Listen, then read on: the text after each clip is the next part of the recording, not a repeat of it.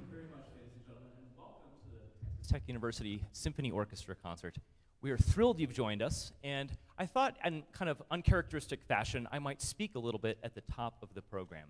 And the reason for that is multifold, but the first might be this relative forest that exists behind me amongst the orchestras. And we are embarking on an ambitious project this week, and you are indeed going to become a part of that project as being audience members in a performance that will be recorded. We have sessions following the performance, and we have recording sessions scheduled for tomorrow. And what I'm going to hopefully graciously ask you is to be a part of this performance, but not a big part of the recording.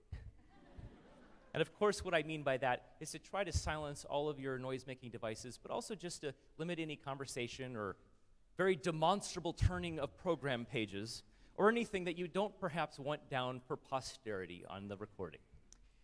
This is a project that we are very proud of here at the university and the School of Music. It's a week where there are multiple projects happening, including the Symphonic Wind Ensemble yesterday making a recording as well. And I wanted to make a few very important thank yous. There are some individuals on this campus that have made it possible to embark on a commercial recording for the MSR label. And I'd like to just point out, this is something that is exceedingly and increasingly rare in the classical music. Professional orchestras today very rarely have the opportunity to make a professional recording. And I'm very proud of the fact that our student young artists in this orchestra are having what will become a lifelong memory and an experience that will inform their performance activities for the rest of their careers wherever they head. However, this would not have been possible without absolutely fantastic support from the office of Dean Zoller. Please help me welcome and also thank the Dean's office.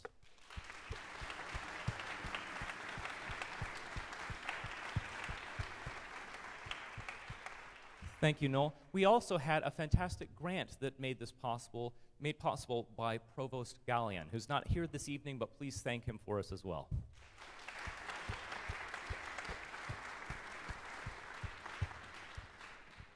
Now, a project of this scale also required a lot of hoops to be jumped through, and it required some great accommodations, some great flexibility, and tremendous help from our colleagues in the School of Music.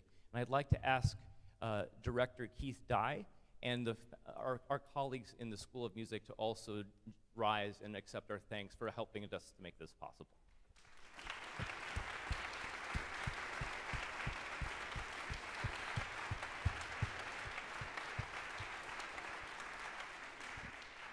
The program this evening is comprised of two pieces, evocatively colored and orchestrated to literally tell narrative stories through the sounds of the orchestra. It's a shorter program than we typically perform, and the reason for that is that we're going to be using some of the rest of the evening to do what we call a patch session and actually make some recording material. The two pieces, we begin with Jim Stephenson's Third Trumpet Concerto, a concerto for hope. This is a work that has a powerful genesis and a very personal tale. And one of the most important experiences that I've ever had as an artist is working on a premiere recording or a premiere performance with the composer, him or herself. And we are very blessed and happy to have Jim Stephenson in residence at the School of Music this week. Before I ask him to come on stage and for you to accept your thanks, but also to tell us a little bit about the genesis of all this, I wanted to bring to your attention that while this is not a world premiere this evening, we are making a world premiere recording, and this is the first performance of this work to ever occur on a university or conservatory campus. So this is the first non-professional performance in an academic premiere. To tell a little bit of the story behind this piece, which I think is important for you to have in the back of your mind as you hear this, please help me welcome to the stage our composer in residence, Jim Stephenson.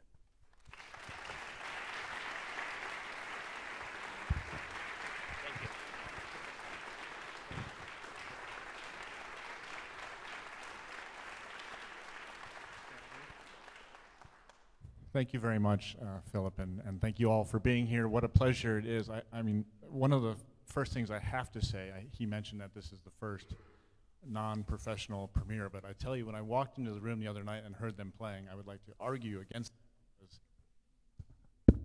because this is such a fantastic group, and I'm really excited about this performance, of course, and also the recording we'll be doing a little bit tonight and tomorrow, because it's the first time it's being put on record, and I couldn't be happier as with these guys. So thank you all for your work, and we're going to have some fun, right?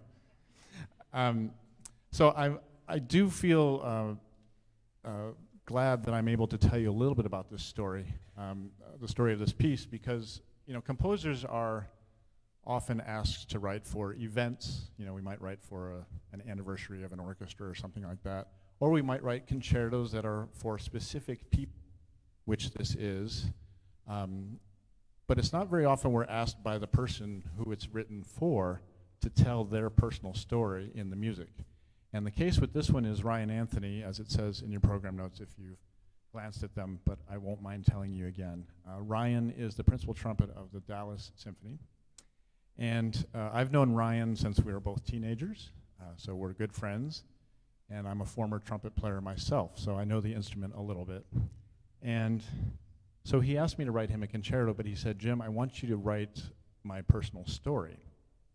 And I, of course, knew his personal story, which is that he had been recently diagnosed with multiple myeloma, which still at this moment is uncurable, but believe me, he's working on it like nobody you've ever met. And he said, Jim, I want you to do a 3-movement concerto, and maybe the first movement will tell about my life before getting this diagnosis. And so you'll hear that in the music. It has a rather uplifting sort of life is flowing along just fine character to it. But then we get to the second movement where he got the diagnosis, and I think this will be rather obvious in the music, the moment that that happens. And I want to point out that you'll hear a group off stage that plays a little bit of music during the second movement. Because Ryan said to me, and I want you to feature the horn, violins, and cello, because these are the most important instruments in my life. When he was growing up, he had family that played those instruments, and that's how he became a musician. And so he said, if you could feature those instruments a little bit, that would be good.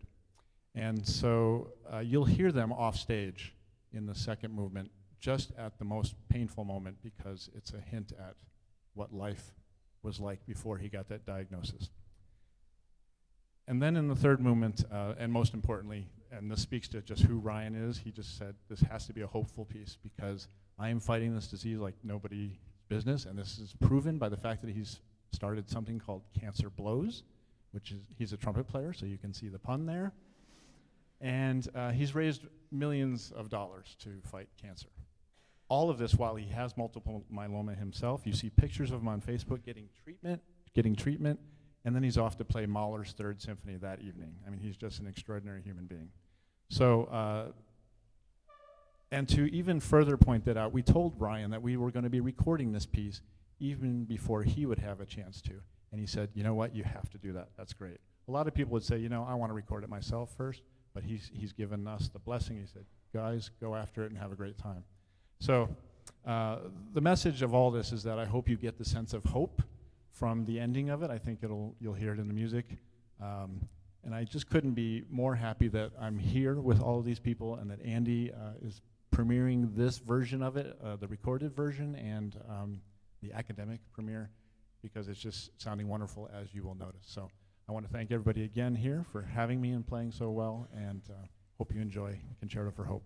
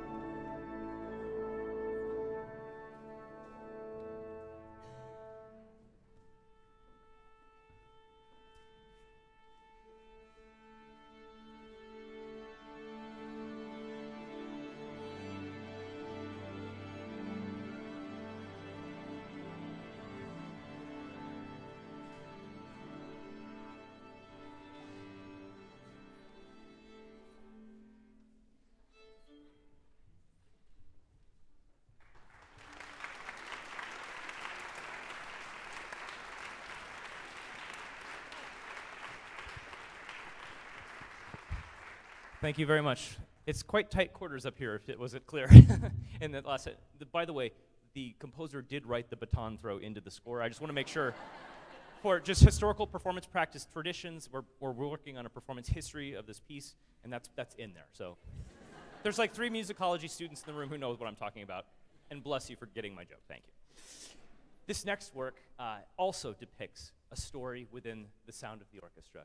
And it's exquisite work of 4 fountain scenes of Respighi. And I think for those of you who are studying music, I'd like to give you a couple thoughts of a different way to perhaps listen to some of this work.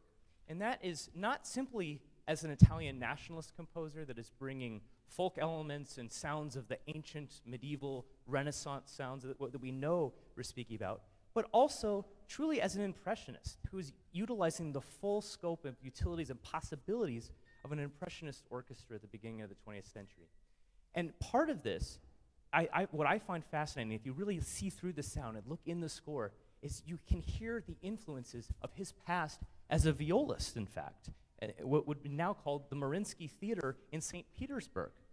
So he was a working musician who learned orchestration through working inside of an orchestra in a very well-known orchestra known for Russian Romanticism. And his teacher, by the way, as a viola student and as a composer, was Rimsky-Korsakov. So you'd be forgiven for moments of thinking, well, I know I'm supposed to hear an Italian impressionist, but that sounds a little bit like Scheherazade. Like, that sounds a little bit like the waves on the ocean before Sinbad's tale or something like this. And indeed, it's okay, because he has one foot very much in 19th century Russian Romanticism. And I think this is one of the reasons why he has such a distinctive sound. Indeed, musicians, we talk about the taste of Respighi. It's something a little bit perhaps like Thousand Island dressing. It's a little bit tangy, wildly colorful, and it's just a few mixes of spices that don't quite go together in your mind, but when you taste them in a great fusion restaurant, you know that's genius, and that's what Respighi both sounds and tastes like. This is his Fountains of Rome.